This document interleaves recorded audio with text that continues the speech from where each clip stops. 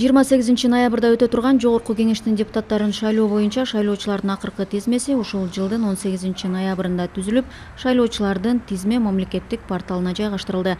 Бул тууралуу Борбордук шайлоо комиссиясынын басма сөз кызматы билдирди.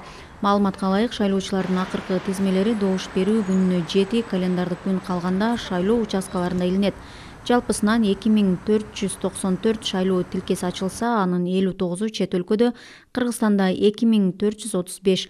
11 апрелде өткөн Кыргыз Республикасынын Конституциясы жөнүндө мыйзамынын долбоору боюнча референдумга катышкандардын санына салыштырмалуу шайлоочулардын жалпы саны 97219 шайлоочуга көбөйгөн. Бирдиктүү шайлоо округу боюнча шайлоочулардын акыркы тизмесине 3 703 420 шайлоочу кирсе, анын ичинен 84 128 шайлоочу чет өлкөлөрдө түзүлгөн шайлоо тилкелериндеги шайлоочулардын тизмесине киргизилген.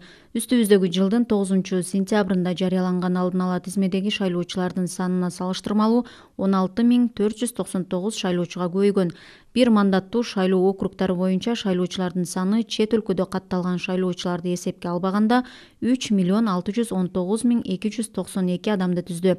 9 сентябрда жарыяланган бир мандаттуу шайлоо округдары боюнча алдын ала тизмеге салыштырмалуу 1701 шайлоочуга көбөйгөн.